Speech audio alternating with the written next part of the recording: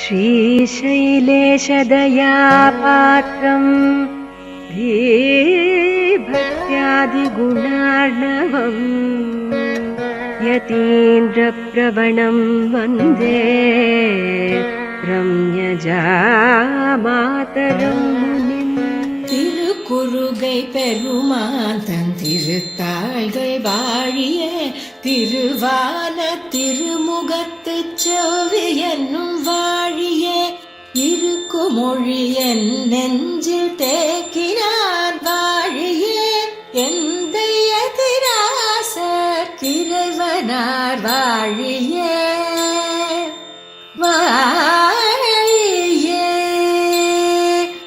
கருக்குழியில் புகவண்ணம் காத்தருள்வோன் வாழியே காசினியில் ஆரியனாய் காட்டினான் வாழியே வருத்தமர வந்தென்னை வாழ்வித்தான் வாழியே மதுர கவி தந்திரான் வாழி வாழி வாழியே வாழி வாழி வாழியே வாழி வாழி வாழியே.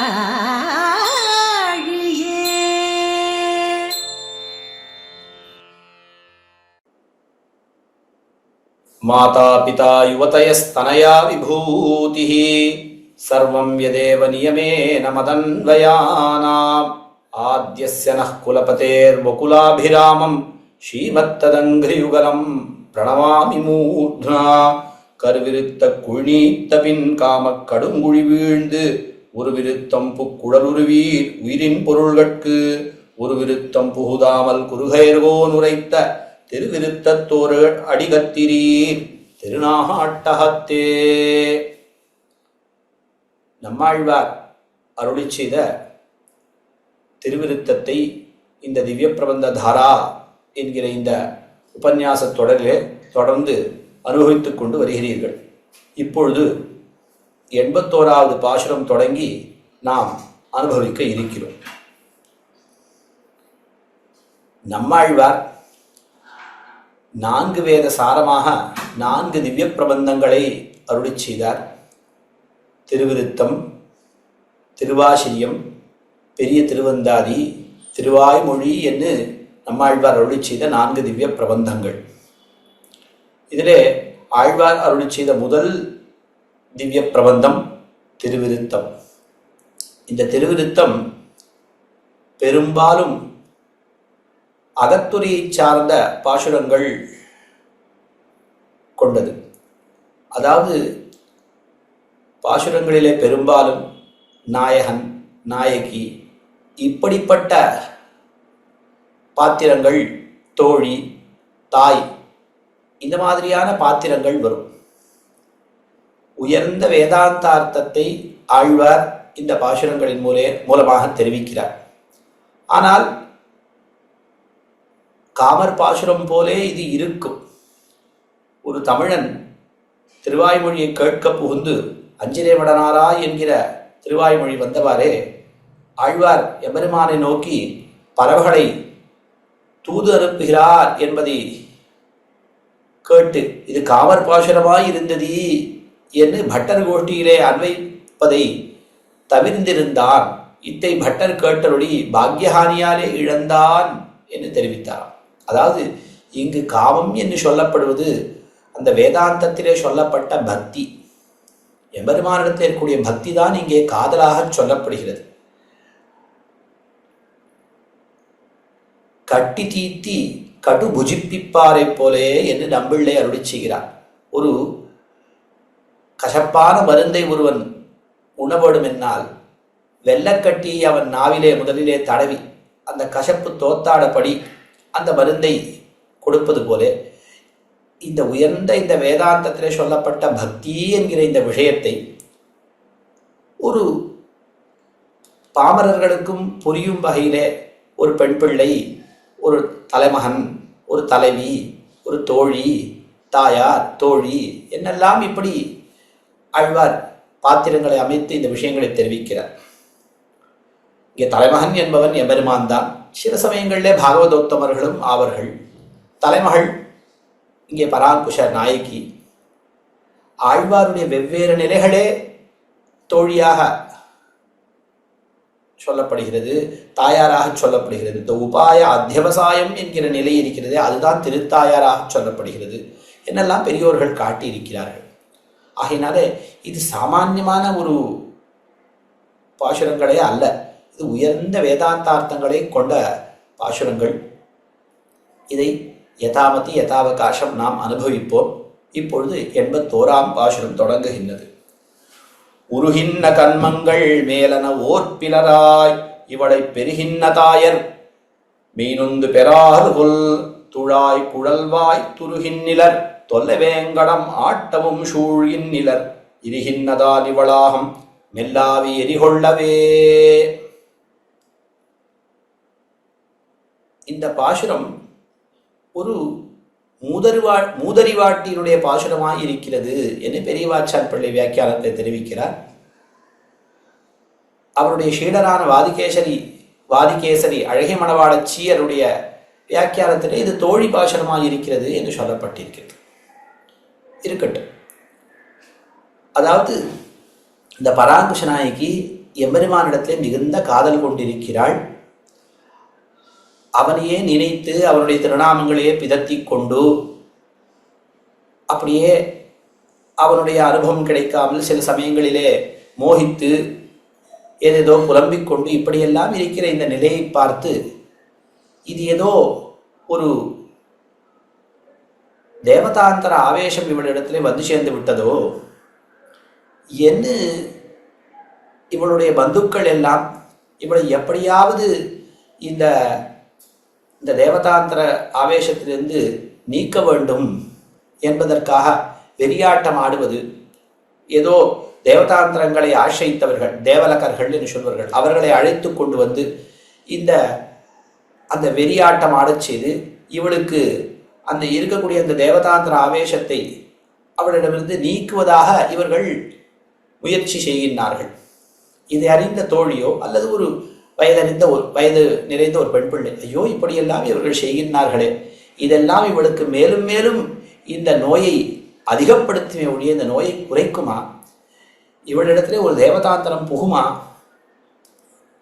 நம்முடைய இது சிவகிட்டவ குடி அல்லவா, நம்மகத்திலே ஒரு தேவதாந்திரம் புகுமா என்னெல்லாம் விவேகம் இல்லாமல் இவர்கள் இப்படி இந்த காரியத்தை செய்கின்றார்களே, இவருடைய பிரகதிக்கு சேர காரியங்கள் செய்ய வேண்டாவா என்று ஒரு நொந்து சொல்லக்கூடியதாக இந்த பாசுரம் அமைந்திருக்கிறது.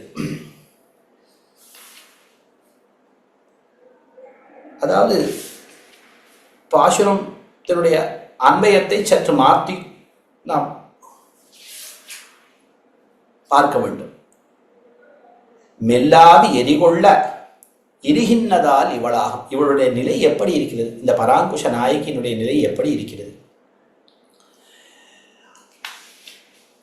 மெல்லாவி எரி கொள்கின்றது. இவளுடைய இந்த மிருதுவான இந்த ஆத்மாவை இந்த எம்பெருமானை பிரிந்து அந்த பிரிவினாலே அந்த ஒரு விரக கிளேசம் இருக்கிறதே, அது போல அக்னி போல அது கொழுந்து விட்டு எரிகிறது. அது அந்த மிருதுவான இவளுடைய இந்த ஆத்மாவை அந்த விரகாக்னியானது கொளுத்துகின்றது.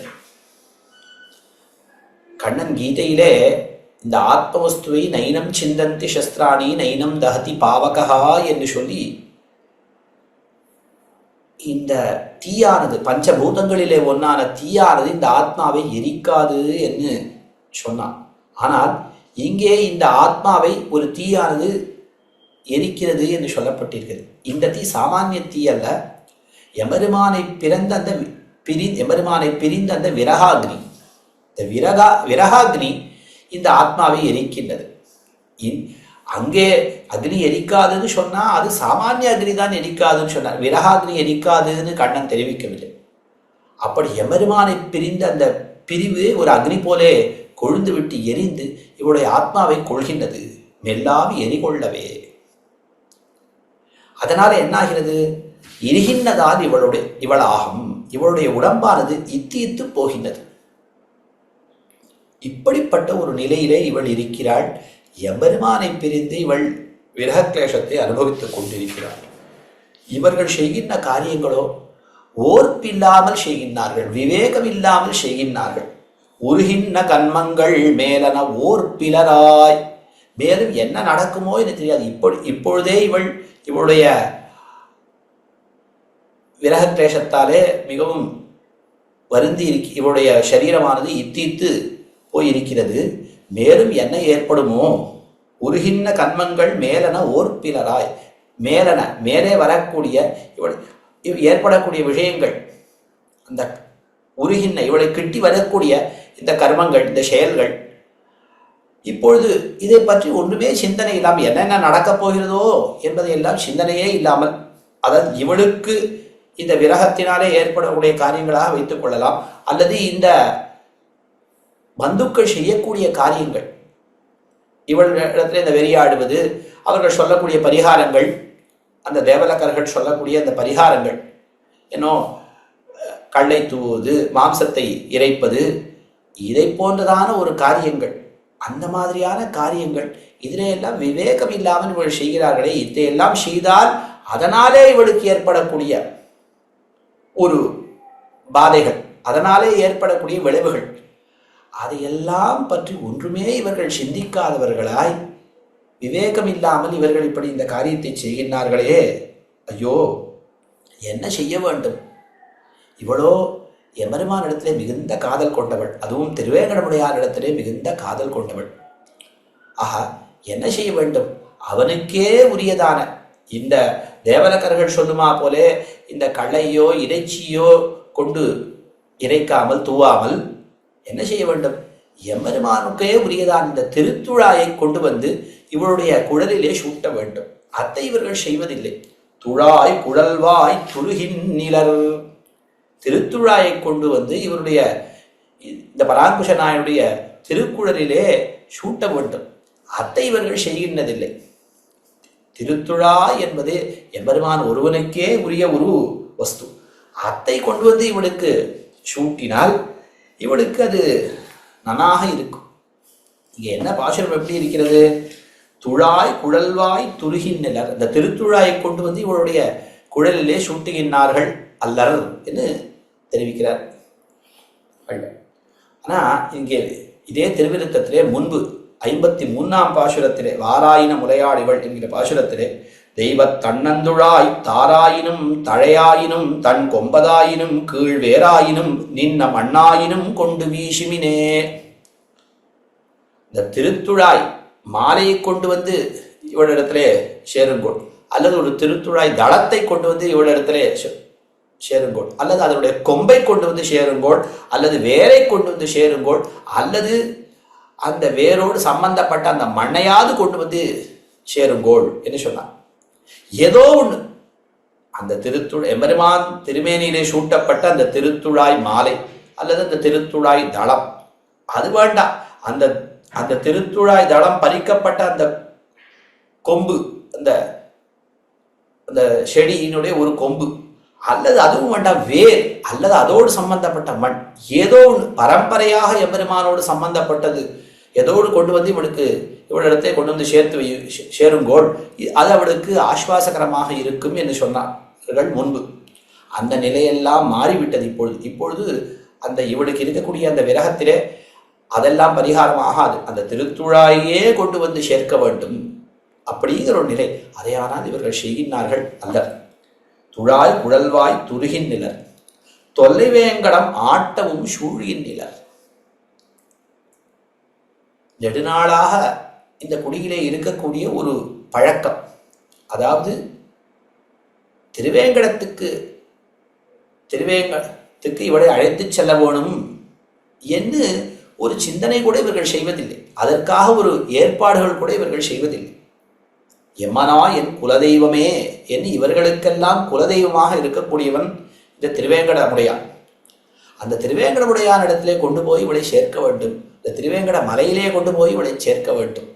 அதை பற்றி இவர்கள் சிந்திப்பதே இல்லையே. தொல்லைவேங்கடம் ஆட்டமும் சூழியின் நிலர், அதை பற்றி ஒன்றுமே சிந்தியாமல், அதற்காக எந்த ஒரு முயற்சியும் செய்யாமல் இவர்கள் இப்படி ஏதேதோ காரியங்களை செய்து கொண்டிருக்கிறார்களே, இந்த பராங்குஷ நாயகிடத்தை இவர்களுக்கு அக்கறையே இல்லையே என்று நொந்து தெரிவிக்கிறார். இதை பார்த்தால் என்ன தோன்றுகின்றது? இவளை பெருகின்ற தாயர் மெய் நொந்து பெறார்கொல். இந்த பராங்குஷ நாயகி பெற்றெடுத்த இந்த தாயாரானவள் உண்மையிலே இவளை மெய் வருந்தி பெற்றெடுத்தாளா? ஏன்னா என்ன சொல்லியிருக்கு, குருவி பிரசவ வேதனா. இந்த பிரசவ வேதனை என்பது இருக்கிறது, அது மிகவும் அதிகமாக இருக்கும். உண்மையிலே நொந்து வருந்தி இவளை பெற்றிருந்தால், ஐயோ அதுவும் இப்படிப்பட்ட ஒரு பெண் பிள்ளை, இவளை பெறுகின்ற தாயர். இவள் என்பது அந்த அந்த ஒரு சைஷ்டியத்தை காட்டுகின்றது, இவளுடைய ஒரு ஏற்றத்தை சொல்கிறது. இவளை பெறுகின்ற தாயர், இப்படிப்பட்ட உயர்ந்த ஒரு பெண் பிள்ளை. பெண்ணுளாரிலும் சீரியரே என்று ஆழ்வார் நம்முடைய திருவாக்காலே தெரிவித்தா போல, அந்த நித்தியசூரிகளை காட்டிலும் மிக உயர்ந்தவள் இவள். அப்படிப்பட்ட ஒரு பெண் பிள்ளையை பெற்றெடுத்தவர்கள் உண்மையிலே இப்படிப்பட்ட ஒரு சீரிய ஒரு பக்தியை உடைய இந்த ஒரு பெண் பிள்ளையை பெற்றவர்கள் உண்மையிலே இவளை மெய் வருந்தித்தான் பெற்றார்களோ, அல்லது ஏதாவது விலைக்கு வாங்கி விட்டார்களா? இவளை பற்றி சிந்திப்பதே இல்லையே. இப்படிப்பட்ட வஸ்துவை நாம் இழந்து விடுவோமே என்கிற சிந்தனை, நாம் செய்யக்கூடிய காரியங்களினாலே இவள் இழந்தால் என்ன செய்வது என்பதிலே ஒரு நினைவே இல்லாமல், ஒரு விவேகமே இல்லாமல் இப்படிப்பட்ட காரியங்களை எல்லாம் செய்கின்றார்களே இவர்கள். ஐயோ ஐயோ, இப்படி செய்கின்றார்களே, இப்படி சந்தேகிக்கும்படியாக இருக்குது. ஏதோ நம்ம வஸ்துவிலே ஏதோ நம்ம வந்து சேர்ந்த ஒரு வஸ்து, அது எப்படி போனால் என்ன என்பது போல என்னவோ இவர்கள் காரியம் செய்கின்றார்கள். ஐயோ, இப்படி செய்ய தகாதே என்று நொந்து உரைத்ததாக இந்த பாசுரம் அமைந்திருக்கிறது. அதாவது இதனால என்ன சொல்லப்பட்டதுன்னா, ஆழ்வாருக்கு இதர விஷயங்களினாலே ஆழ்வாருடைய அந்த பக்தியான ஆழ்வாருக்கு இருக்கக்கூடிய அந்த விரகமானது தெரிவிக்கப்படுகிறது. எம்பெருமானை பிரிந்து அந்த திருத்துழாயோடு சம்பந்தத்தினாலும் அந்த திருவேங்கடத்திற்கு செல்வதனாலும் தான் ஆழ்வாருடைய இந்த விரகமானது நீங்குமே ஒழிய, இந்த வேறு ஒரு உபாயங்களாலே ஆழ்வாருக்கு இருக்கக்கூடிய விரகமானது நீங்காது என்பது இந்த பாசுரத்தினாலே காட்டப்படுகின்றது. அடுத்த பாசுரம் 82ஆம் பாசுரம். எரிகொள் சென்னாயிரு இரண்டுடனே உதயம் மலைவாய் விரிகின்ற வண்ணத்தை எம்பெருமான் கண்கள் மீண்டவத்துள் எரிகொள் செந்தீவு அசுரரைப் போல எம்போலியர்க்கும் விரிவ சொல்லீர் இதுவோ வையம் முத்தும் விளரியதே.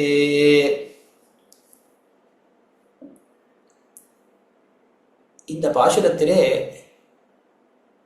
ஆழ்வார் என்ன தெரிவிக்கிறார் என்னால், எம்பெருமானுடைய திருக்கண்கள் தனக்கு மிகவும் பாதகமாக அமைந்திருக்கின்றன என்று தெரிவிக்கிறார் ஆழ்வார்.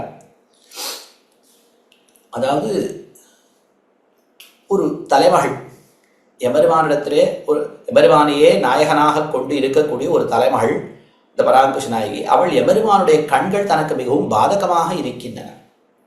அதாவது எம்பெருமானையே நினைந்து எங்கு பார்த்தாலும் எம்பெருமானுடைய திருவுருவமே தெரிகின்றது. இதுக்கு உருவெளிப்பாடு என்று தெரிவிப்பார்கள்.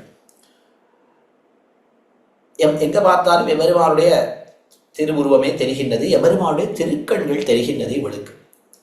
அந்த திருக்கண்களை, அந்த எம்பெருமானுடைய திருமேனியை, திருக்கண்களை, இந்த திருவுருவத்தை தழுவ வேண்டும். அந்த திருக்கண்களை கொண்டு தன்னை நேரே கட்டாட்சிக்க வேண்டும், அந்த திருக்கண்களை நேரே பார்க்குமா போல பார்க்க வேண்டும் என்கெல்லாம் இருக்கிறது. இதெல்லாம் ஆனால் ஒரு மானச சாட்சா்காரமாக இருக்கிறதை ஒழிய பாஹ்யானுபவம் கிடைக்க மாட்டேன் என்கிறது இந்த பெண் பிள்ளைக்கு. ஆகினாலே மிகவும் வருத்தமுறுகின்றாள் இந்த தலைமகள். ஐயோ, இந்த கண்கள் நம்மை மிகவும் பாதிக்கின்றனவே என்ன. அந்த பாஹ்ய சம்ஸ்லேஷம் கிடையாமையாலே வெறும் காட்சி மட்டும் கிடைக்கிறதே ஒழிய பாஹ்ய சம்ஸ்லேஷம் கிடைக்கவில்லை. ஒரே தடியாக இந்த உருவெளிப்பாடும் இல்லாமல் அந்த கண்கள் மட்டும் நமக்கு தோன்றாமல் இருந்தால் எம்பெருமானை மறந்தும் நாம் ஓரளவு நாம் ஆசுவாசப்படலாம். அதுவும் இல்லாமல் இந்த கண்கள் நமக்கு சேவை சாதிக்கின்றன, ஆனால் நமக்கு பாஹ்ய சம்சேஷம் கிடைக்க மாட்டேன் என்கிறது.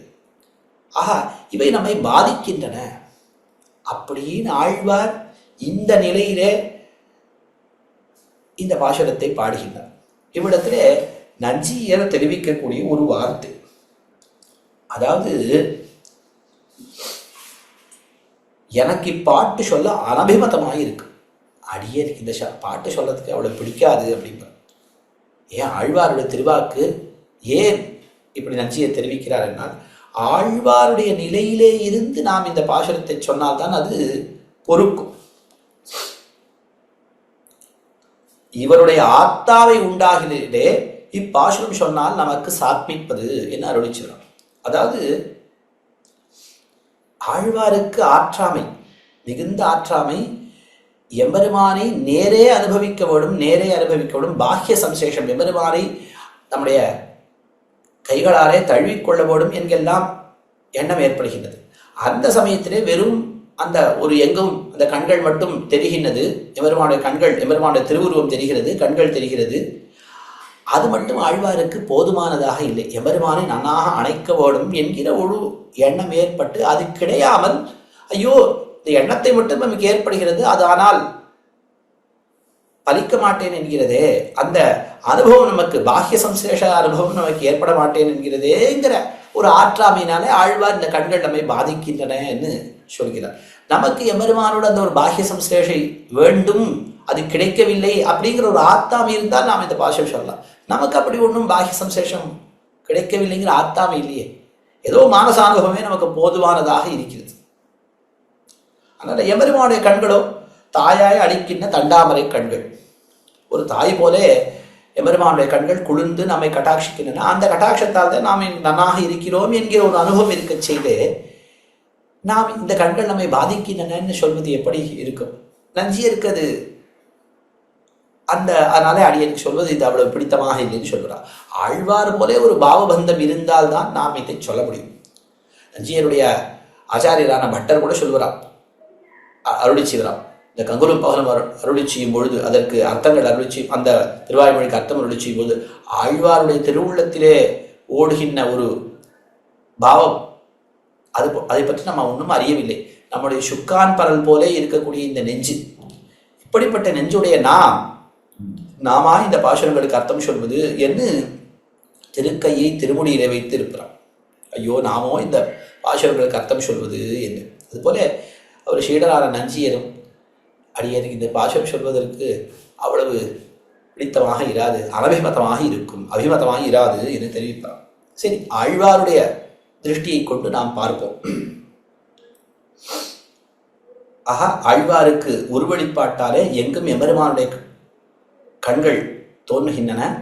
அந்த பாஹ்ய சம்ஸ்லேஷம் கிடைக்கவில்லை, ஆகையினாலே இந்த கண்கள் பாதிக்கின்றன என்று தெரிவிக்கிறார். எப்படி இருக்கிறது? எரிகொள் அந்த எம்பெருமானுடைய கண்கள் என்பதை முன்னடிகளிலே தெரிவிக்கிறார். எரிகொள் சென்னாய் இரண்டுடனே உதயம் மலைவாய் விரிகின்ற வண்ணத்தை எம்பெருமான் கண்கள். எம்பெருமான் கண்கள் முன்பு இந்த கண்ணழகை காட்டி எம்பெருமானை நான் எம் பெருமானாக கொண்டேன். இந்த கண்ணழகை காட்டித்தான் என்னை வென்றான், எனக்கு பெருமானாக ஆனான் அந்த தாமரை கண்ணன். ஜிதந்தே புண்டரீகாக்ஷ, எம்பெருமானே தாமரை கண்ணனே, நீ ஜெயித்தாய், என்னை தோற்பித்தாய், நான் உன்னுடைய கண்ணழகுக்கு தோத்தேன் என்று அவனுக்கு என்னையே எழுதி கொடுத்தேன், எம் பெருமானாக ஆனான். அப்படிப்பட்ட அந்த கண்கள் இப்பொழுது அடியனை மிகவும் பாதிக்கின்றன. எப்படி இருக்கின்றன? எரிகொள் சென்னாயிரு இரண்டு உடனே உதயம் மலைவாய் விரிகின்ற வண்ணத்தை.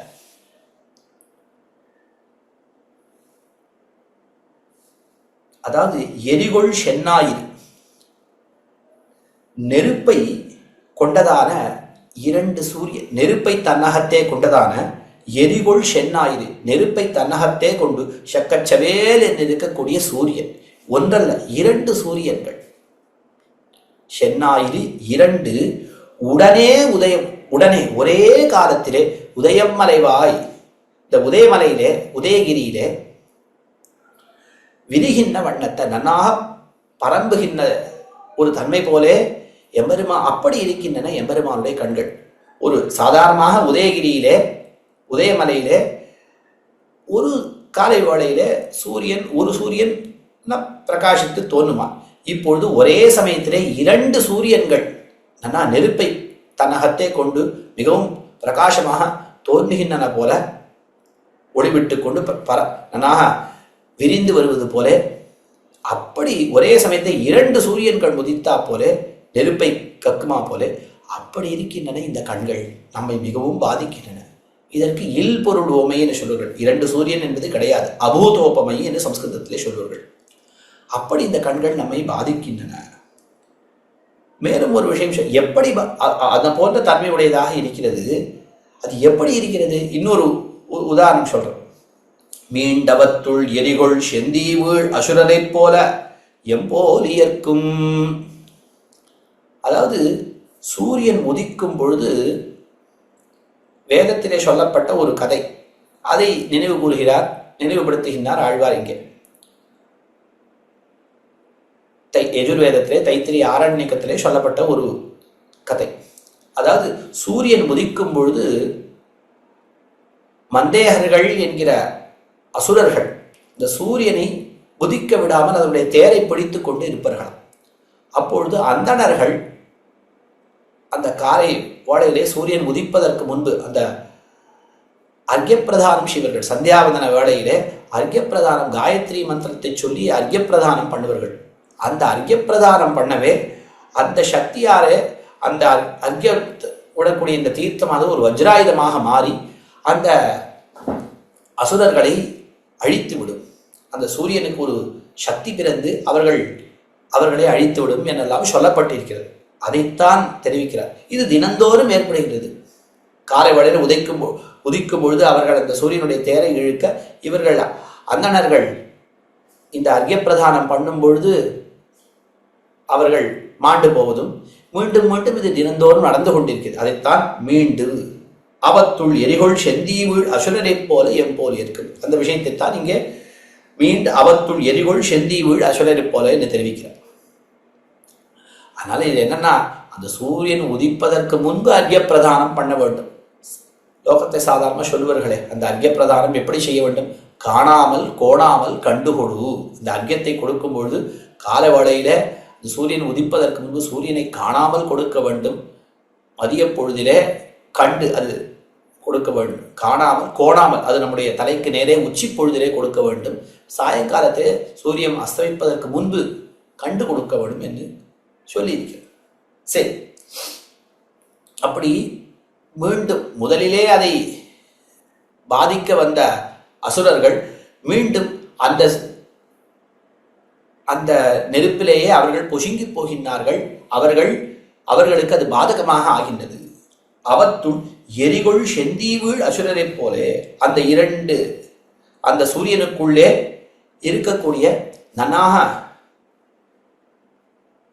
கொழுந்து விட்டு பிரகாசிக்கூடிய ஜுவாலையோடு கூடிய எரிகொள் செந்தி, அந்த ஜுவாலையோடு கூடிய அந்த நெருப்பிலே வீழும் அந்த அசுரர்களுக்கு எப்படி அந்த சூரியனானது பாதிக்கின்றதோ, ஒரு பாதகமாக இருக்கின்றதோ, அதுபோலே எம்போலியர்க்கும் அடியேன் போன்றவர்களுக்கும் இது ஒரு பாதகமாக இருக்கின்றது. இந்த கண்கள் மிகவும் பாதகமாக இருக்கின்றன. விரிவ சொல்லி இதுவோ வையம் முத்தும் விளறியதே. இப்படிப்பட்ட ஒரு சந்தர்ப்பத்திலே அடியேனுக்கு ஒரு புகலிடம் சொல்லுங்கோள். விரிவ சொல்லி ஆழ்வார் இதுவோ வையமுத்தும் விளறியது. காலை பொழுதிலே எல்லாரும் எழுந்திருந்து ஹரிஹி ஹரிஹி ஹரிஹி என்று சொல்கிறார்களே, ஆழ்வார் தன்னை போலவேதான் மற்றவர்களுக்கும் இது பாதகமாகின்றது. இந்த சூரியன் உதிக்கின்றதே, ஆழ்வாருக்கு எப்படி இந்த எம்பெருமானுடைய கண்கள் அந்த சூரியன் போல பாதகமாக இருக்கின்றது தெரிவித்தாரே, அதுபோல மற்றவர்களுக்கும் இது போல பாதகமாகின்றதோ என்ன ஆழ்வார் தெரிவிக்க. ஏன்னா காலை வேளையில் எல்லாரும் எழுந்திருந்து ஹரிஹி ஹரிஹின்னு சொல்றாடணும். ஐயோ எம்பெருமானே, நீ ரட்சித்தருட வேணும். வையமுத்தும் விளறியதே, வையமுத்தும் இப்படி கூப்பிடுகின்றது. ஹரிஹி ஹரிஹி ஹரிஹி என்று கூப்பிடுகின்றது. இதனால் தான் கூப்பிடுகின்றார்களோ, அவர்களுக்கும் நம்மை போலே இந்த எம்பெருமானுடைய கண்கள் பாதகமாக இருக்கின்றனவோ. ஆழ்வார் திருவாய்மொழியிலே வாயும் திரையுகளும் 2ஆம் பத்து தொடங்கும் பொழுது வாயும் திரையுகளும் காணல் மடனாராய் ஆயும் அமருலகும் துஞ்சிலும் நீ துஞ்சாயால் நோயும் பயலமையும் இதூரையம்மே போல் நீயும் திருமாலால் நெஞ்சம் கோட்பட்டாயே. அதாவது நோயும் பயரமையும் மீதூர எம்மே போல் நீயும் திருமாலால் நெஞ்சம் கோட்பட்டாயே. அதாவது நாரை என்பது வாயும் திரைகளும் காணல் மடநாரை. நாரை என்பது இயற்கையாக வெளுத்திருக்கும். ஆனால் ஆழ்வார் என்ன நினைக்கிறார், நாம் எப்படி எம்பெருமானை பிரிந்து உடம்பெல்லாம் வெளுத்திருக்கிறோமோ அதுபோல எம்பெருமானை பிரிந்ததால் தான் இந்த நாரை வெளுத்திருக்கிறதோ என்று தன்னை போலே அந்த நாரையும் நினைத்து கொண்டு நோயும் பயிரமையும் மீதூர எம்மே போல் நீயும் திருமாலால் நெஞ்சம் கோட்பட்டாயே. உன்னுடைய நெஞ்சமானது எம்பெருமானாலே பறிக்கப்பட்டதா, எம்பெருமானிடத்திலே உன்னுடைய நெஞ்சை பறிகொடுத்தாயா, அதனால்தான் இப்படி உனக்கு இந்த விரக நோய் ஏற்பட்டு உடம்பெல்லாம் வெளுத்திருக்கிறதோ எது ஆழ்வார் தன்னை போலவே மற்ற பதார்த்தங்களையும் நினைத்தார். இன்னும் பல பாஷங்களே அப்படி நினைக்கிறார். அதுபோல நம்மை போலத்தான் உலகத்தார் எல்லாரும் இப்படி கதறுகின்றார்களோ, ஹரிஹி ஹரிஹி என்று சொல்கின்றார்களோ. ஐயோ, இந்த நிலையிலே விரிவ சொல்லி அடியனுக்கு ஒரு புகலிடத்தை சொல்லுங்கோள் என்று ஆழ்வார் தெரிவிப்பதாக, உலகத்தாரை பார்த்து அடியனுக்கு ஒரு புகலிடத்தை சொல்லுங்கோள் என்று தெரிவிப்பதாக, நீங்களும் எம்பெருமானாலே பாதிக்கப்பட்டார்களா, அடியனுக்கு ஒரு புகலிடத்தை சொல்லுங்கோள் என்று ஆழ்வார் தெரிவிப்பதாக இந்த பாசுரம் அமைந்திருக்கிறது. அடுத்தது 83ஆம் பாசுரம். விளரிக் குரலன்னில் மென்படை மேகின்ன முன்னில் பெண்ணை முளரிக் குரம்பை இதுவாக முகில் வண்ணன் பேர் கிளறிக் பிதத்தும் மெல்லாவியும் நைவுமெல்லாம் தளரில் கொலோ அறியேன் உய்யலாவது இத்தையலுக்கே.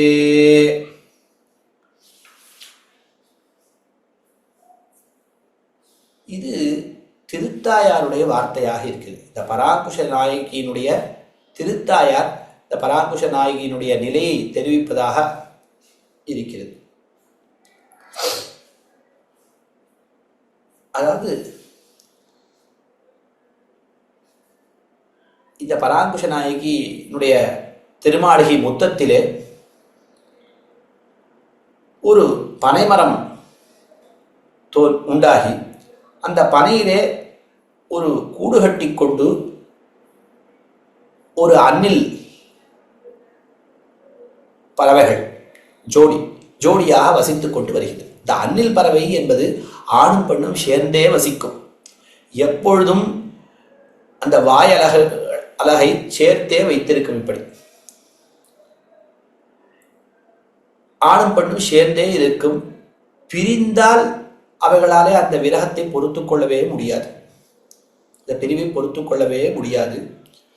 அப்போ உச்சைகி ஒரு உயர்ந்த குரலிலே கதரும். இந்த பிரிவு ஏற்பட்டவாறே எப்பொழுது அந்த அலகை நெகிழ்த்தவாறே அது கதரும் என்று ஒரு பிரசித்தி.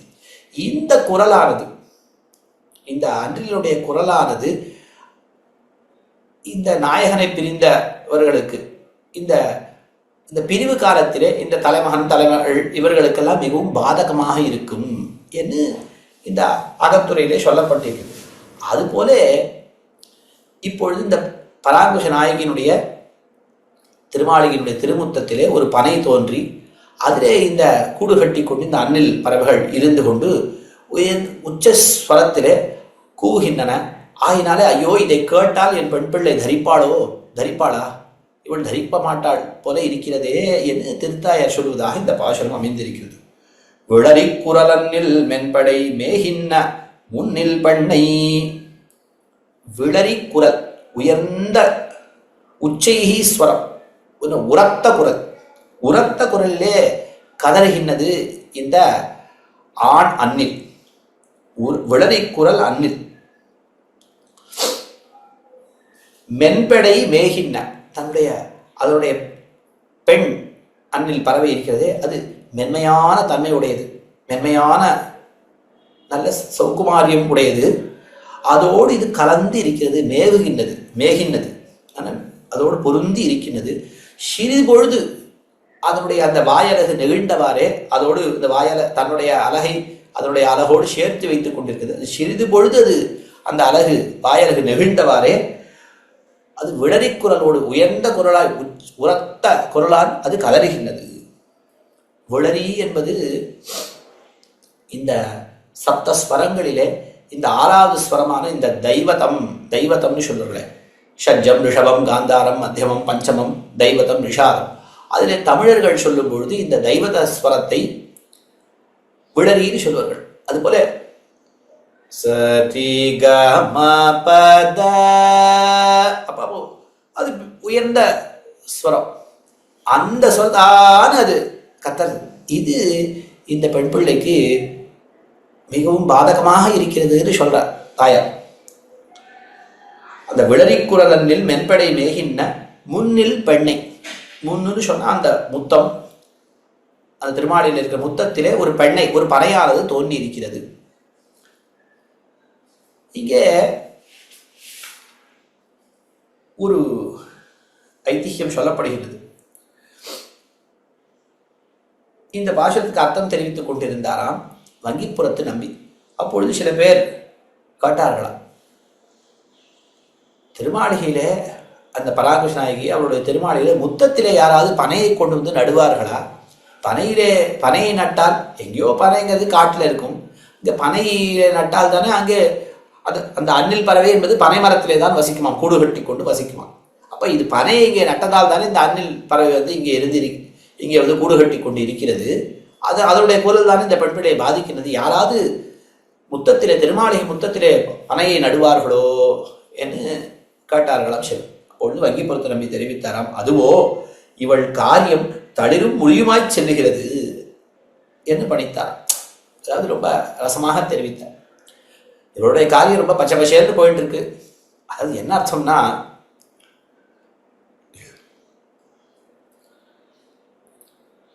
இந்த பெண் பிள்ளை எம்பெருமானை பிரிந்து மிகவும் நோவுபட்டு கொண்டிருக்கிறார், விரக கிளேசத்தை அனுபவித்துக் கொண்டிருக்கிறார்.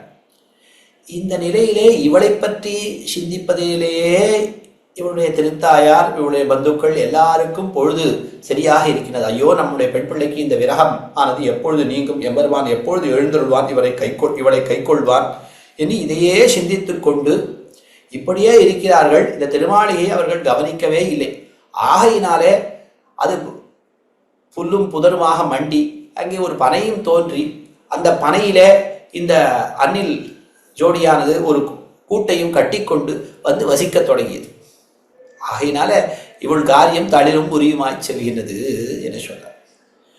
மாறன் பணித்த தமிழ்மறைக்கு மங்கையர்கோன் ஆரங்கம் கூற அவதரித்தார் என்ன திருமங்கை ஆழ்வார் கூட இதே போல ஒரு விஷயம் சொல்கின்றார் திருமொழியிலே. முன்னில் தனி நின்ன பெண்ணமேல் கிடந்தீர்கின்ன அந்நிலின் கூட்டை பிரிக்ககிற்பவர் ஆர்கொலோ. அதே இல்லை, முன்னில் தனி நின்ன பெண்ணமேல், அந்த முத்தத்திலே நிற்கிறதே இந்த பனமரம், அதிலே அந்த அந்நிலானது கூட்டை கட்டிக்கொண்டு அது குரல் கொடுக்கின்றது. அந்த வாயின் அழகு நிகழ்ந்தவாறே ஒரு குரல் கொடுக்கின்றது.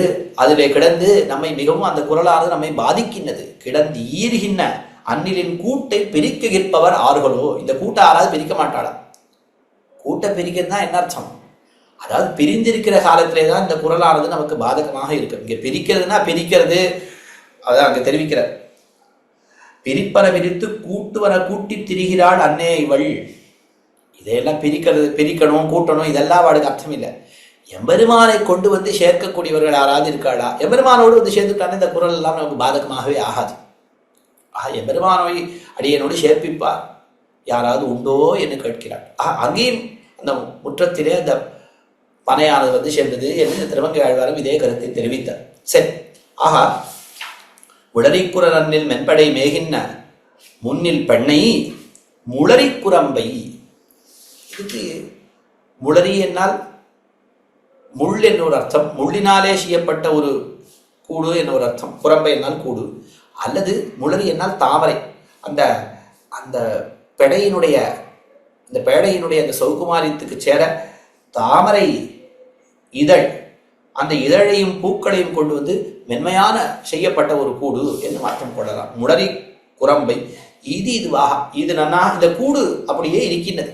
இதில் இருந்து கொண்டு இந்த அன்னில் இப்படி கதறுகின்றது.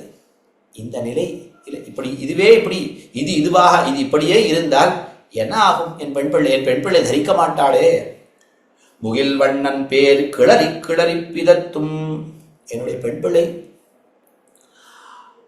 அந்த எபெருமான் முகில் வண்ணன், இந்த மேகம் போன்ற நிறமுடையவன், அழகிய நிறமுடையவன், இந்த கருத்த திருமையினுடையவர் அப்படின்னு அர்த்தம். இந்த வண்ணம் மிகில் வண்ணன் என்பதற்கு இந்த சொல்லிலே இந்த வண்ணம் என்பதற்கு நிறம் என்கிற அர்த்தம் கொள்ளலாம். அல்லது முகில் வண்ணன் என்பதற்கு முகில் போன்ற தன்மை, வண்ணம் தன்மை உடையவர், அந்த மேகம் போலே நிறைய கொடுக்கக்கூடியவன். எப்படி இந்த மேகமானது நிறைய மழையை பொழிகின்றதோ அதுபோல வேண்டியவர்களுக்கெல்லாம் வேண்டியதெல்லாம் தரக்கூடியவன்.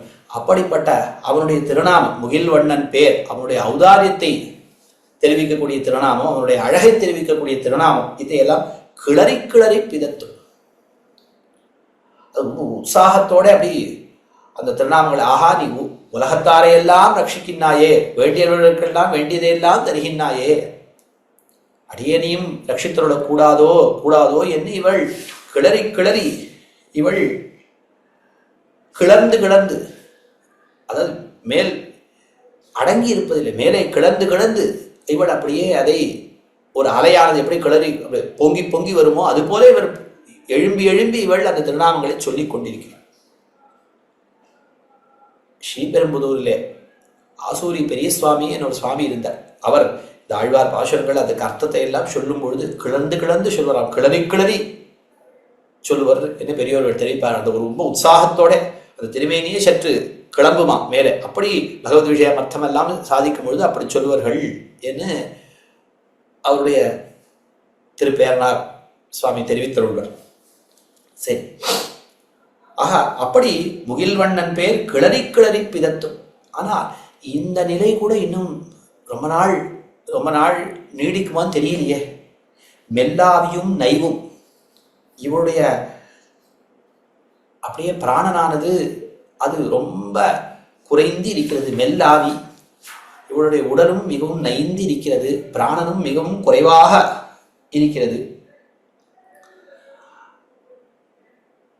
அவளுடைய ஹிருதயத்திலே அப்படியே ரொம்ப தளர்ந்து இருக்கிறாள் இவள், ரொம்ப தளர்ச்சி, ஹிருதயத்திலே தளர்ச்சி, உடம்பும் மிகவும் சிதிலமாக இருக்கிறது, நைந்து இருக்கிறது இவளுடைய உடல்.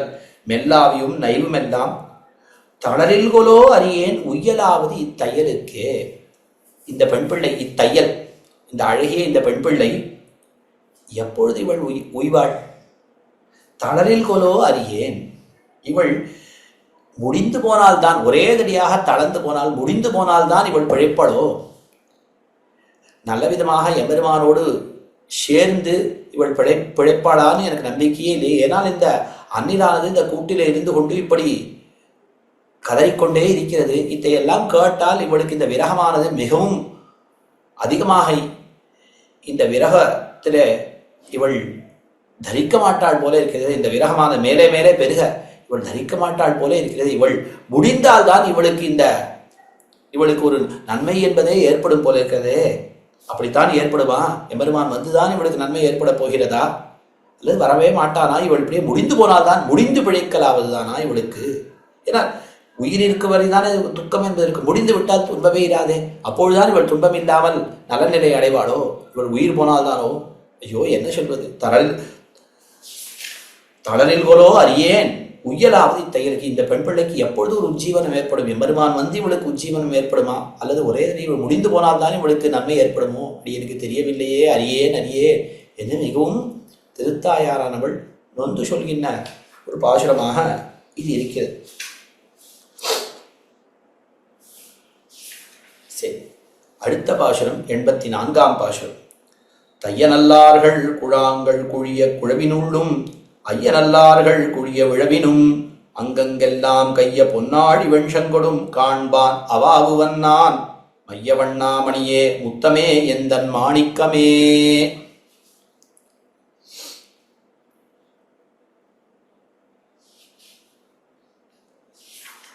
அதாவது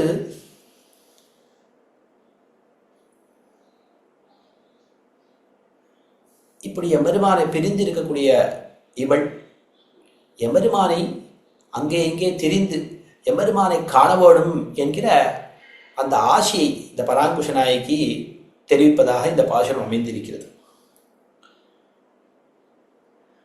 பல இடங்களிலே சென்று எம்பெருமானை நான் சேவிக்க வேண்டும் என ஆசைப்படுகின்றேன் என்று தெரிவிக்கிறார். அங்கங்கெல்லாம் கைய பொன்னாழி வெண்சங்களும் காண்பான் அவாகுவன் நான். பல இடங்களிலே நான் எம்பெருமானை சேவிக்க வேண்டும் என்று நான் விரும்புகின்றேன். எங்கே என்னால் தைய நல்லார்கள் குழாங்கள் குழிய குழவினுள்ளும். அதாவது பெண் பிள்ளைகள் தைய நல்லார்கள், தையல் நல்லார்கள், அழகிய பெண் பிள்ளைகள், குழாங்கள் அவருடைய கூட்டம், குழாங்கள் குழிய குழுவினுள்ளும். அந்த கூட்டம் கூட்டமாக பெண் பிள்ளைகள் கூட்டங்கள், அந்த கூட்டங்கள் நிறைந்த ஒரு பெருங்கூட்டம். அதாவது பெண் பிள்ளைகள் கூட்டம் கூட்டமாக சேர்ந்த பெண் பிள்ளைகளுடைய அழகிய பெண் பிள்ளைகள் ஒரு திரள் திரளாக சேர்ந்த ஒரு பெரிய கூட்டம். அப்படி சேர்ந்த ஒரு பெரிய கூட்டத்தில் சாதாரணமாக இந்த பெண்கள் அழகிய பெண் பிள்ளைகள் இருக்கக்கூடிய கோஷ்டியிலே கண்ணன் அங்கனா மங்கனா மந்தரே மாதவோ மாதவம் மாதவம் சாந்தரேணாங்கனா இத்தமா கல்பித்தே மண்டலே மத்தியகோ வேணுனா சஞ்சகோ தேவகி நந்தனஹா என்று சொன்ன கணக்கிலே பெண்களுடைய கோஷ்டியின் நடுவிலே அந்த திருவாய்ப்பாடியிலே கண்ணன் அங்கேதான் இருப்பான். கண்ணன் அந்த பெண்கள் எத்தனை பெண்கள் உண்டோ அத்தனை திருமேனியை எடுத்துக்கொண்டு ஒரு பெண் பிள்ளை அங்கனா மங்கனா மந்தரே மாதவோ மாதவம் மாதவம் சாந்தரேணாங்கனா, ஒரு பெண் பிள்ளை ஒரு கண்ணன், ஒரு பெண் பிள்ளை ஒரு கண் பிள்ளை, இத்தமா கல்பித்தே மண்டலே, இப்படி ஒரு பெரிய ஒரு வட்டமாக இருந்து கொண்டு கண்ணன் அத்தனை திருமேனி எடுத்துக்கொண்டு இந்த பெண் பிள்ளைகளை கையை பிடித்து கொண்டு ஒரு வட்டமாக இருந்து கொண்டு நடுவிலே மற்றொரு திருமேனி எடுத்துக்கொண்டு கண்ணன் மத்தியகா வேணுனா சஞ்சவோ புல்லாங்குழலை வாசித்துக் கொண்டிருப்பான் கண்ணன் என்று இந்த ஸ்லோகம் தெரிவிக்கிறது. இப்படி ஒரு அனுபவம் இந்த ராசக்கிரீடை என்று சொல்வார்கள். கண்ணன் இந்த திருக்குறவை என்று சொல்வார்கள், திருக்குறவை செய்து கொண்டு இருப்பன் என்று.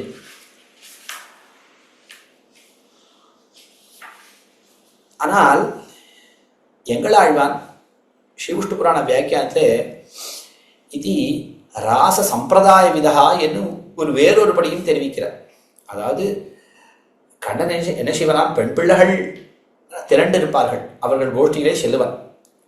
இங்கே கண்ணன் பல திருமேனிகளை எடுத்துக்கொள்வான் என்று சொல்லப்பட்டிருக்கிறது. ஆனால் இங்கே வேறு விதமாக நிர்வாகம் காட்டுகின்றார் எங்களாழ்வான்.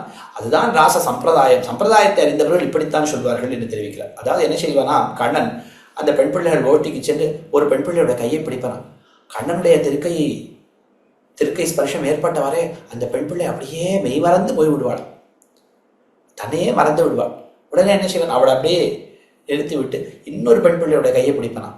அவளும் அப்படியே மெய் மறந்து போய் விடுவாள். இவா ரெண்டு பேர் கையும் ஒருத்தனுடைய கையை ஒருத்தர் கையில சேர்த்து வச்சு விடுவான். இப்படி ஒரு பெண் பிள்ளையா செய்து இந்த பெண் பிள்ளைகளை ஒருத்தர் அவர்கள் கையை கோத்துக்கொள்ளும்படியா செய்து அவர்கள் கண்ணனைத்தான் நாம் பற்றி இருக்கிறோம் என்று நினைப்பார்களாம். நடுவிலே தன்னந்தனியாக இருந்து கண்ணன் இருந்து கொண்டு நித்திய பிரம்மச்சாரியாக இருந்து கொண்டு அவன் அந்த புல்லாங்குழலை ஊதுவான் என்று இது ராச சம்பிரதாய விதா என்று தெரிவிக்கிறான். இருக்கட்டும். ஆஹா, அந்த பெண் பிள்ளைகள் கோஷ்டியிலே ஆனால் கண்ணன் இருப்பான். ராசக்கிரீடை ஆடுவதாக கண்ணன் அங்கே இருப்பான். தைய நல்லார்கள் குழாங்கள் குழிய குழுவினுள்ளும், அந்த பெண் பிள்ளைகள் சேர்ந்த அந்த கோஷ்டியிலும் அந்த குழுவினுள்ளும் ஐயநல்லார்கள் குழிய விழவினும்.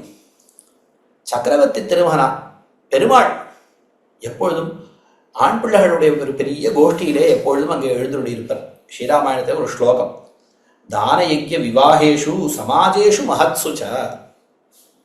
கண்ணன் க்ஷமிக்கணும், பெருமாள் எங்கெல்லாம் நல்ல தானம் நடக்கிறதோ, யாகங்கள் நடக்கின்றனவோ, அதே போல விவாக சந்தர்ப்பங்கள், திருக்கல்யாணங்கள், அதே போல பெரியோரோட வேறு ஏதாவது ஒரு காரணத்துக்காக அவர்கள் கூடியிருக்கிறார்கள் என்ன அந்த ஒரு கோஷ்டியில் எங்கெல்லாம் பெருமாளுடைய பிரசன்ஸ் நிச்சயமாக அங்கே இருக்குமா.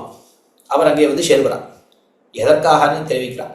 அதாவது யாராவது ஒரு தானம் கொடுக்குறான்னா அந்த தானம் சிறப்பாக நடக்கிறதா,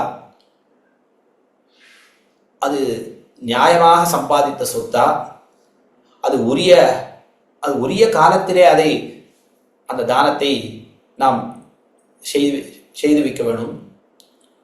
உரிய பாத்திரத்திலே அந்த தனம் போய் சேருகிறதா அப்படின்னு எல்லாம் ஆராய்ந்து இந்த காலத்தில் செய்யுங்கோள், இவருக்கு கொடுங்கோள், இது நல்ல பாத்திரம் கொடுக்கலாம் என்னெல்லாம் ஒரு சொல்வதற்காக எம்பெருமான் அங்கே அவசியம் இருப்பான்.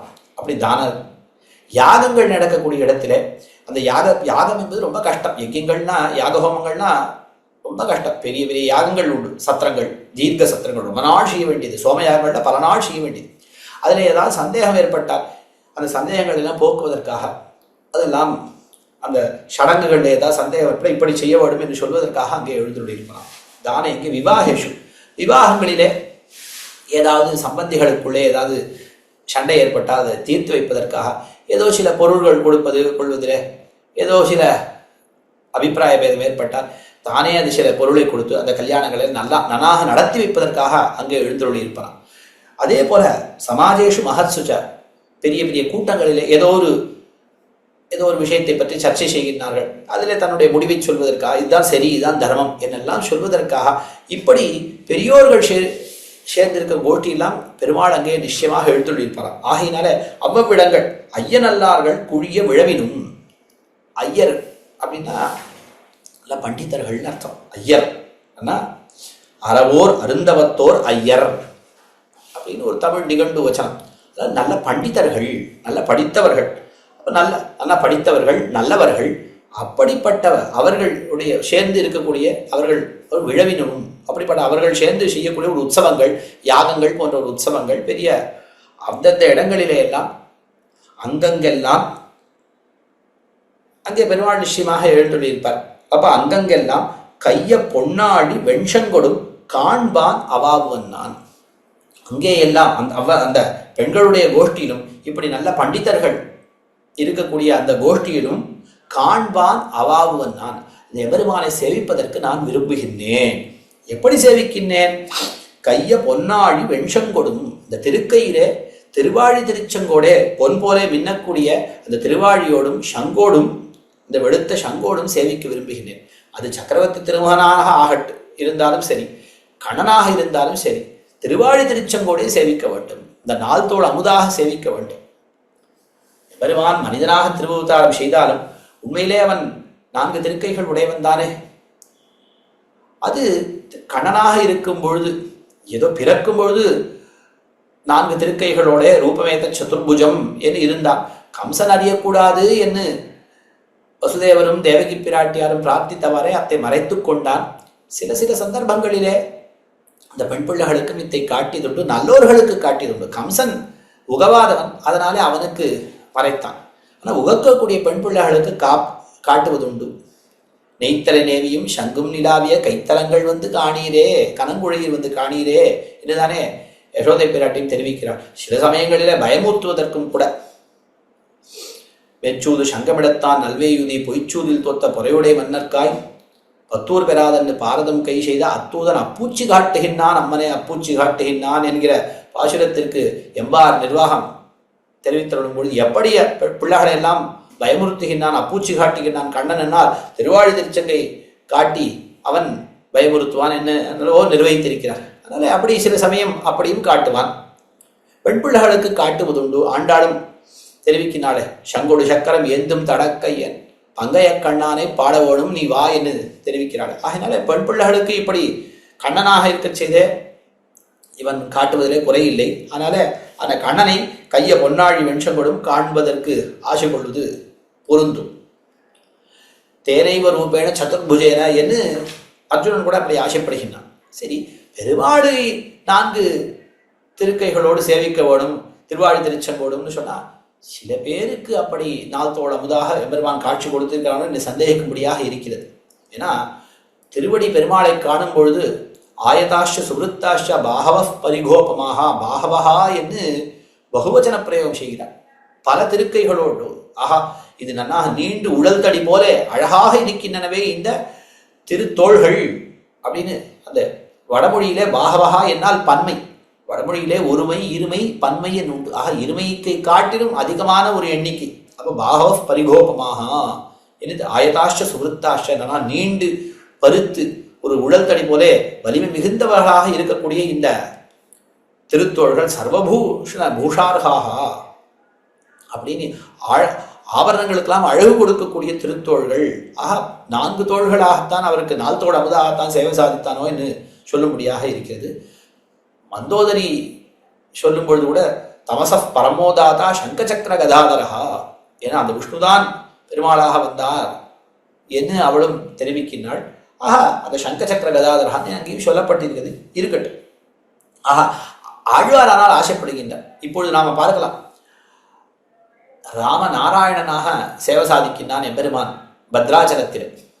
அப்போ அந்த அதே அந்த பெருமாளுக்கே ராமநாராயணன் என்று பெயர். பத்ராச்சலத்திலே அவன் திருவாழி திருச்செங்கோடு சங்க சக்ராலங்கிருத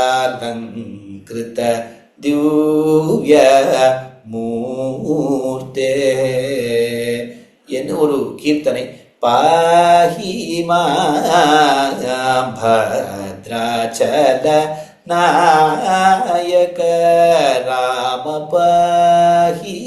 அதிலே சங்க சக்கராலங்கிருத்த திவ்ய மூர்த்தே. இன்னைக்கும் நாம் நாள்தோள் அமுதாகத்தான் அங்கே சக்கரவர்த்தி பெருமாளை சேவிக்கிறோம். அதுபோல ஆழ்வார் பெருமாளையும் நாள்தோள் அமுதாக கைய பொன்னாள் வெண்செங்கோடும் காண்பான் அவாவன்னான் என்று தெரிவிக்கிறார். சரி, எப்படி அந்த எம்பெருமானை சேவிக்க வேண்டும் என்கிற ஆசையானது ஏற்பட்டது என தெரிவிக்கிறார். அதுவும் அந்த விஷயம்தான், அந்த விஷய வைலட்சண்யம்தான் காரணம் என்று தெரிவிக்கிறார். மையவண்ணா மணியே முத்தமே எந்தன் மாணிக்கமே. மையவண்ணா என்று முன்னிலைப்படுத்தி சொல்லுமா போல இருக்கிறது ஆழ்வார். ஆனால் எம்பெருமான் முன்னே நிற்கிறான், ஆனால் உன்னை காண்பதற்கு நான் ஆசைப்படுகின்றேன் என்னால் என்ன அர்த்தம்? ஆழ்வார் முன்னிலைப்படுத்தி பேசுகிறார். அந்த ஒரு உண்மையான பாஹ்யானுபவம் கிடைக்கவில்லை. ஆனால் அந்த எம்பெருமான் ஒரு காட்சி, ஒரு மானசானுபவம் தான் ஏற்படுகிறது. உன்னை நேரே சேவிக்க வேண்டும் என்கிற ஆசை அடியனுக்கு மீதூர்ந்து இருக்கிறது என்று தெரிவிக்கிறது. நேரே முன்னிலைப்படுத்தி தெரிவிக்குமா போல பாசுரம் அமைந்தாலும் ஆழ்வாருக்கு அந்த இதெல்லாம் மானச சாட்சா்காரமே ஒழிய ஒரு பாஹ்ய சம்சேஷம் கிடைக்கவில்லை. அதனால இந்த உட்கண்ணாலே காண்கிறேனே ஒழிய இந்த மாம்ச சக்ஷுசாலே உன்னை காண வேணும் காண வேணும். அதுக்கு காரணம் என்ன? உன்னுடைய அந்த வைலட்சண்யம். மையவண்ணா, அந்த மை போலே இருக்கக்கூடிய இந்த திருமேனி, இந்த கருத்த திருமேனி, அதை கண்டார் கண்களுக்கு ஒரு குளுத்தியை கொடுக்கக்கூடிய ஒரு திருமேனி. மையவண்ணா மணியே, அதுபோல உன்னுடைய ஸ்வபாவம், உன்னுடைய திருமேனி மணி போன்ற ஒரு பளபளன்னு இருக்கக்கூடிய ஒரு திருமேனின்னு கொள்ளலாம், அல்லது மணி போல சுலபமாக ஆளலாம். அப்படிப்பட்ட உன்னுடைய அந்த சௌலபியம்ங்கிற ஒரு குணம், முத்தமே ஒரு முத்து போலே அப்படியே குளிர்ந்து இருக்கக்கூடிய ஒரு திருமேனி, எந்தன் மாணிக்கமே. அதுபோல பெருவிலை, ஒரு மாணிக்கம் என்னால் பெருவிலையனாக இருக்கும், அனர்த்தமாக இருக்கும். அதுபோல எனக்கு கிடைத்த ஒரு விலை மதிப்பில்லாத ஒரு வஸ்துனி. இப்படிப்பட்ட உன்னை பார்க்காமல் இருக்க முடியுமா? உன்னை பார்க்க வேண்டும் என்று அடியேன் மிகவும் ஆசைப்படுகின்றேன் என்று ஆழ்வார் தெரிவிக்கிறார் இந்த பாசுரத்தில். அடுத்து இறுதி பாசுரம் 85ஆம் பாசுரம். மாணிக்கங்கொண்டு குரங்கெரி ஒத்து இருளோடு முட்டி ஆணி பொன்னன்ன சுடர்படுமாலை. மாணிக்கங்கொண்டு குரங்கெரி ஒத்திருளோடு முட்டி ஆணி பொன்னன்ன சுடர்படுமாலை. உலகளந்த மாணிக்கமே என் மரதகமே மத்தொப்பாரை இல்லா ஆணி பொன்னே அடியேன் அடியாவி அடைக்கலமே. சரி,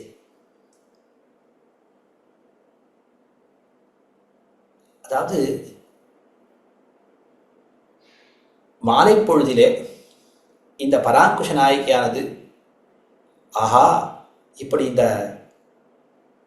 மாலை பொழுது வருகின்றது, இந்த சூரியனானது அஸ்தமிக்கப் போகின்றதே என்று இந்த மாலை காலத்திலே இறங்கி தெரிவித்த பாசுரமாக இந்த பாசுரம் அமைந்திருக்கிறது.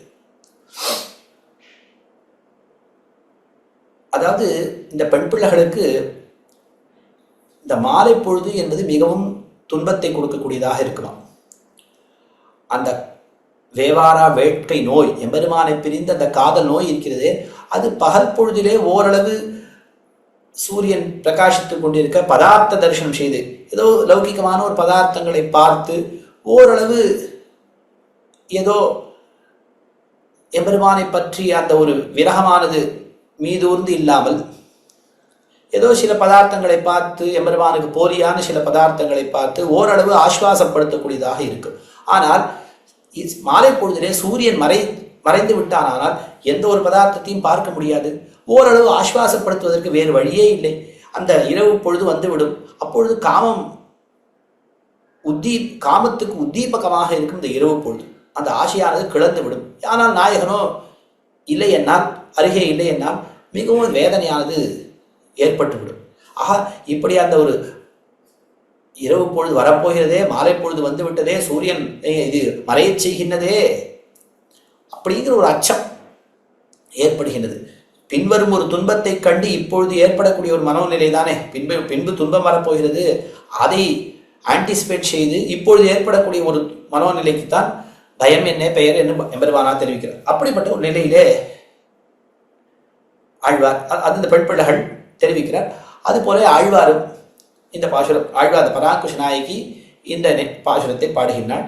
இது சுவாபதேசத்தில் என்ன அர்த்தம் என்னால், அதாவது அந்த இந்த சாயங்கால பொழுதானது வருகிறது, அந்த சாயங்காலத்தில் சூரியனான மறையப் போகிறான், இருளானது பரவப் போகிறது. அந்த இருளோடு சேர்ந்து இந்த மாலை பொழுதானது இந்த சூரியனை அதை மறையச் செய்கிறது. இந்த சூரியனை போல இருக்கக்கூடியது ஞானம், இந்த அஜ்ஞானம் இந்த இருள் போல இருக்கக்கூடியது அந்த மோகம் என்கிற அந்தகாரம், இந்த தமோ குணத்தினால ஏற்படக்கூடிய ஒரு கலக்கம். இந்த கலக்கத்தினாலே விவேகம் என்கிற ஞானம் அது இழக்கப் போகிறோமே, அது போகிறதே. இந்த சம்சாரத்திலே எத்தனையோ கலக்கங்கள், தமோ குணத்தினாலே எத்தனையோ கலக்கங்கள் ஏற்படும், நம்முடைய விவேகத்தை நாம் இழந்து விடுவோமே. அந்த சந்தர்ப்பத்திலே எம்பெருமானே நீயே தஞ்சம், அடியேன் அடியாவி அடைக்கலமே, நீயே அடியனுக்கு தஞ்சமாக இருக்க வேண்டும், அடியனை ரட்சித்துள்ள வேண்டும் என்று ஆழ்வார் பிரார்த்திப்பதாக இதுக்கு உள்பொருளாக கொள்ளலாம். சரி, ஆசுரத்தினுடைய அர்த்தத்தை பார்ப்போம். மாணிக்கங்கொண்டு குரங்கெரி புத்து இருளோடு முட்டி ஆணி பொன்னன்ன சுடர்படு மாலை. இந்த மாலை பொழுதானது இருளோடு முட்டி, இருளோடு சேர்ந்து கொண்டு ஆணி பொன்னன்ன சுடர், நல்ல பொன் போலே. ஆணி பொன்னு சொன்னா உயர்ந்த பொன், உயர்ந்த, நாம சொல்றோம் 24 கேரட் கோல்டுன்னு, அது போல உயர்ந்த மாற்று பொன். அப்படிப்பட்ட அந்த பொன் போல இருக்கக்கூடிய இந்த சுடர், அந்த பொன் போலே பிரகாசிக்கக்கூடிய அந்த சூரியன், அந்த சூரியனை அது படுத்துகின்றது, அந்த சூரியனை அது மறையச் செய்கின்றது. சுடற்படு மாலை, அந்த சூரியனை மறையச் செய்கின்றது. இருளோடு சேர்ந்து கொண்டு இந்த மாலை பொழுதானது இந்த சூரியனை மறைக்கின்றது. இது எப்படி இருக்குன்னா, மாணிக்கங்கொண்டு குரங்கு எரிவுத்து. அதாவது ஒரு குரங்கு, விவேகம் இல்லாத ஒரு பதார்த்தம், ஒரு விலங்கு, அது ஒரு உயர்ந்த ஒரு மாணிக்கத்தை எப்படி எரியுமோ, கையிலே கட்ட முடியாதபடி எங்கேயோ தூர தள்ளி அது எரிந்து விடுமோ, அதுபோல இந்த மாலை பொழுதானது இருளோடு சேர்ந்து, அது எப்படி இந்த குரங்கானது தன்னுடைய கையினாலே அந்த மாணிக்கத்தை கொண்டு அது தூர எரிந்து விடுமோ, அதுபோல அந்த குரங்கு போல இருக்கக்கூடியது இந்த மாலை பொழுது. அதுவும் என்ன செய்கிறது, உயர்ந்த இந்த ஆணிப்பொன்ன இந்த ஞாயிற்றை, இந்த சூரியனை, இது இருளோடு சேர்த்து, இந்த இருளை கொண்டு, அது தன் கையை கொண்டு எப்படி தூக்கி எறிகிறதோ இருளை கொண்டு இந்த சூரியனை மறைத்து விடுகின்றது. கைக்கு எட்டாதபடி, இந்த சூரியனை எட்டாதபடி தூர அது சேர்த்து விடுகின்றது. மாணிக்கம் கொண்டு குரங்கு எரிவுத்து, அல்லது இங்கே குரங்கு என்பதை, குரங்கானது எப்படி மாணிக்கத்தை தூக்கி எறியுமோ அப்படி கொள்ளலாம். அல்லது மாணிக்கம் கொண்டு குரங்கெறிவு அப்படின்னா, குரங்கு என்பதற்கு விலங்கு, விலக்கி எறிதல், அதாவது ரொம்ப தள்ளி தூக்கி போடுறது அப்படின்னு சொன்னா, யார் தூக்கி போடுபவர் என்பதை நாம் அத்தியாகாரம் செய்து கொள்ள வேண்டும் என்று வியாக்கியானம் செய்கிறார்கள். மாணிக்கம் கொண்டு குரங்கெறிவுத்து, ஒரு மாணிக்கத்தை மிக தூரமாக தள்ளி போடுமா போல இந்த மாலை பொழுதானது இருளோடு சேர்ந்து இந்த பொன் போல, ஆணிப்பொன் போல இருக்கக்கூடிய மிக உயர்ந்த பொன் போல பிரகாசிக்கக்கூடிய சூரியனை மறைக்கின்றது. ஐயோ, இப்படி சூரியனான மறையப் போகிறானே, இந்த மாலை பொழுதான சூரியனை மறைக்கப் போகின்றதே, இருளோடு சேர்ந்து ஐயோ. சரி, ஏன் இந்த மாலை பொழுதுல என்ன சொன்னா, எம்பெருமானே உன்னுடைய நினைவு எனக்கு வருகிறதே, நீ சரி மாலை பொழுது இருந்து போகட்டுமே அப்படின்னா, அந்த எம்பெருமான் உயர்ந்த வஸ்து, அவனை பற்றிய சிந்தனை மேலோங்கி மிதூர்ந்து இருக்குமே, அவன் சாதாரண ஒரு வஸ்து அல்ல.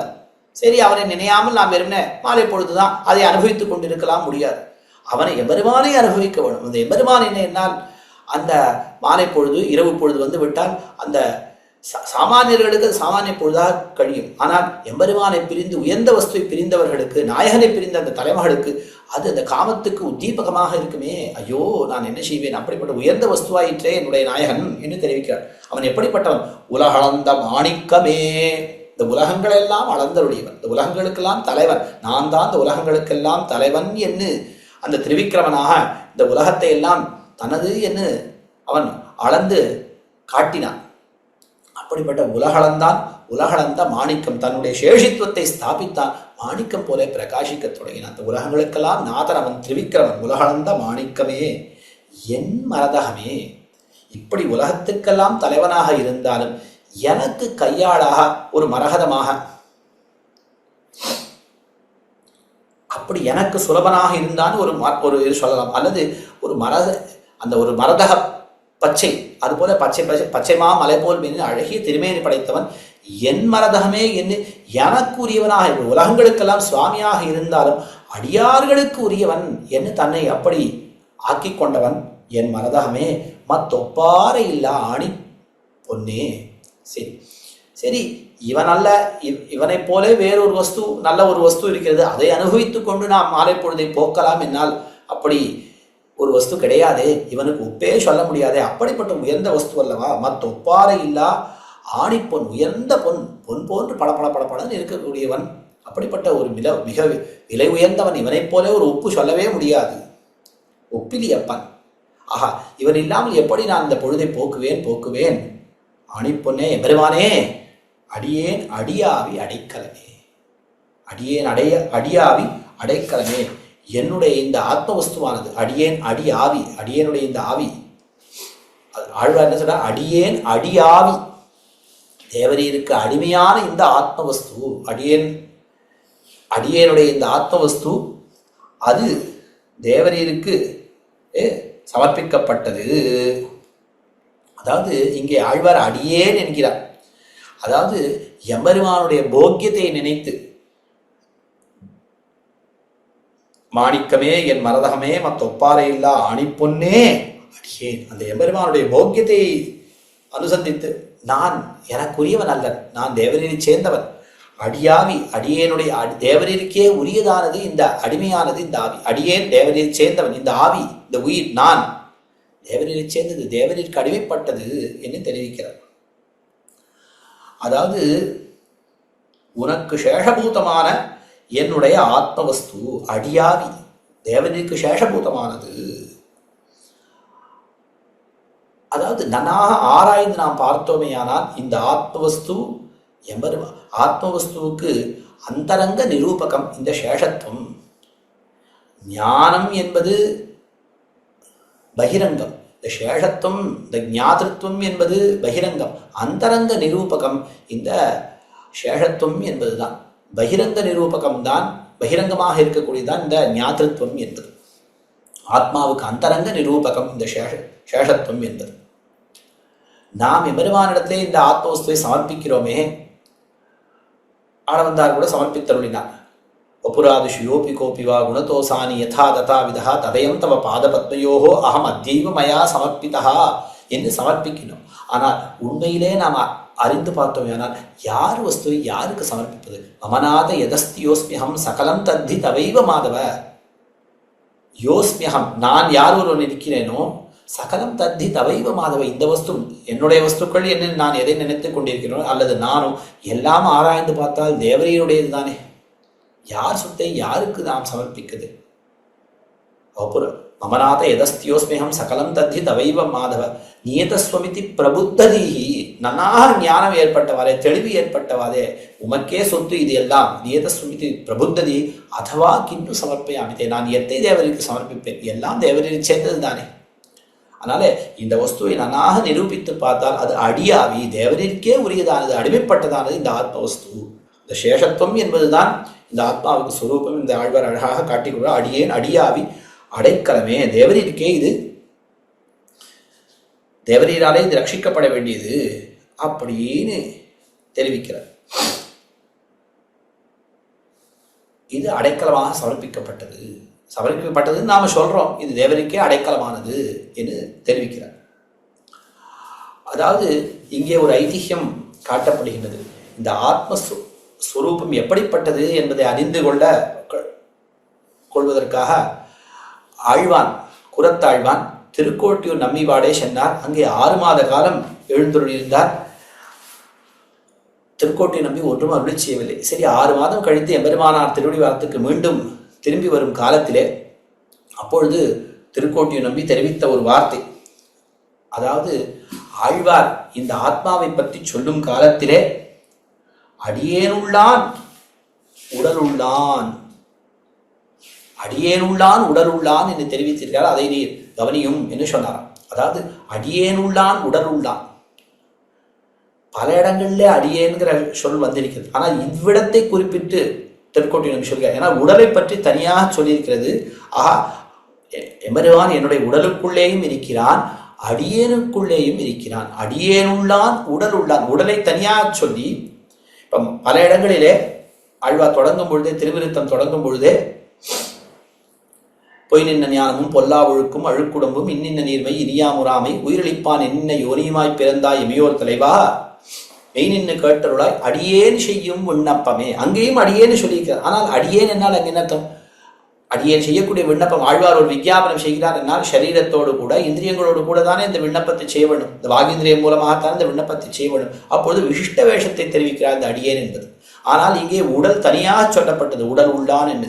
தனித்து ஆத்மாவை சொல்லும் பொழுது அடியேன் என்று ஆழ்வார் தெரிவித்திருக்கிறார். ஆகா, இந்த ஆத்மாவுக்கு அந்தரங்க நிரூபகம், ஆத்மாவுடைய சொரூப நிரூபக தர்மம் மிகவும் முக்கியமானது இந்த சேஷத்துவம் என்பதுதான். அதைத்தான் ஆழ்வார் அடியேன் என்று காட்டி கொடுத்தார். அதான் ஞாதிருத்துவத்தை காட்டும் சேஷத்துவம் என்பதுதான் மிக முக்கியமான தர்மம் என்பதை அந்தரங்க நிரூபகம் என்று காட்டி கொடுத்தார் இங்கே திருக்கோட்டியூர் நம்பி. அதை தம்முடைய முக்கியமான சீடரான பிள்ளை ஆழ்வானுக்கும் ஆழ்வான் தெரிவித்தருளினார். அதாவது இதை நாம் எப்படி புரிந்து கொள்ள வேண்டும் என்னால், இந்த சேஷத்துவம் இல்லை என்னால் இந்த ஆத்மவஸ்துவே இராது. இந்த லோகத்திலே ஒரு வஸ்து இருக்க வேண்டும் என்னால் அது எம்பெருமானுக்கு சேஷமாக இருந்தால்தான் அந்த வஸ்து இருக்கும். அதனுடைய சத்தை என்பதே எம்பெருமானுக்கு சேஷமாக இருந்தால்தான் இருக்கும். அந்த சேஷத்துவம் இல்லை என்னால் சத்தையே இல்லை என் அர்த்தம். சத்தையே இராது. இல்லை, ஷரீராத்ம பாவத்தை சொல்லும் பொழுது எந்த ஒரு சேதனனுக்கு எந்த ஒரு வஸ்துவானது நித்தியம் சேஷமாகவே இருக்கிறதோ, எந்த ஒரு சேத்தனுக்கு யாதொரு திரவியமானது எப்பொழுதும் சேஷமாகவே இருக்கிறதோ அந்த வஸ்து அவனுக்கு ஷரீரம் என்று சொல்லப்படும். அவ இந்த சேஷசேஷி பாவமும் ஷரீராத்ம பாவமும் ஒரு சேர இருக்கக்கூடியது. ஆஹா, இந்த ஆத்மா இல்லை என்னால் ஷரீரம் தரிக்காது. ஆஹா, எம்பெருமான் இல்லை என்னால், எம்பெருமானுக்கு சேஷமாக இல்லை என்னால் இந்த ஆத்மவஸ்துவே நிலைத்து நிற்காது. ஆஹா, அது பிற்பாடு அது ஞாதிருத்துவம் என்பது அச்சேதன வஸ்துவை காட்டும் இதற்கு உண்டான ஒரு வேறுபாட்டை தெரிவிப்பதற்காக வந்ததே ஒழிய சேஷத்துவம் இருந்தால்தான் இந்த ஆத்மவஸ்துவே இருக்கும். ஆகையினால் இதுதான் அந்தரங்க நிரூபகம் என்று இதுக்கு அர்த்தமெல்லாம் ஸ்ரீவச்சன பூஷணம் முதலிய திவ்ய கிரந்தங்களிலே சொல்லப்பட்டிருக்கிறது. ஆக அடியேன் அடியாவி அடைக்கிறவன், அதுதான் ஆழ்வார் இங்கே அடியாவி என்று காட்டி கொடுத்தார். அதனால் இந்த வஸ்து தேவரிடத்தை அடைக்கலமாக சமர்ப்பிக்கப்பட்டது. அது நாம் ஏதோ ஒரு தெரியாத பொழுது சமர்ப்பிக்கணும். இதுவே தேவரீருக்கு என்ன அர்த்தம்? இந்த வஸ்து தேவரீராலே ரட்சிக்கப்பட வேண்டியது, தேவரீதான் ரக்ஷகன்.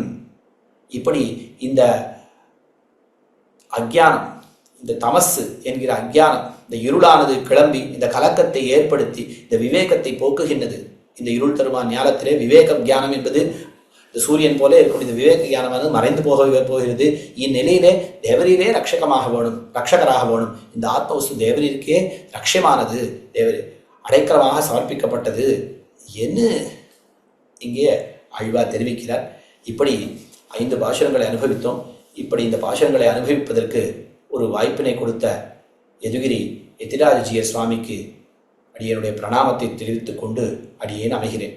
ஸ்ரீமதே ரம்யஜா மாத்ரு முனீந்திராய மகாத்மனே ஸ்ரீரங்கவாசினே பூயான் நித்யஸ்ரீ நித்யமங்கலம்.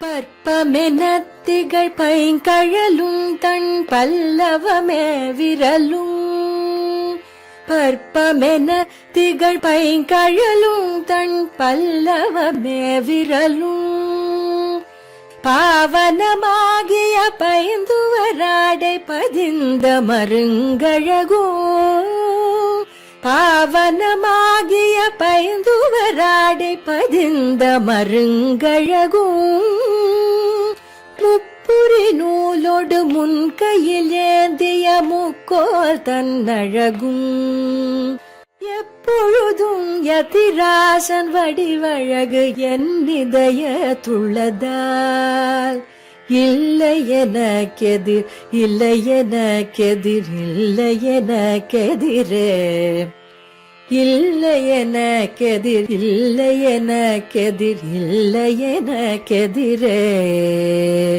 இல்லை எனக்கெதிரே இல்லை எனக்கெதிரே இல்லை எனக்கெதிரே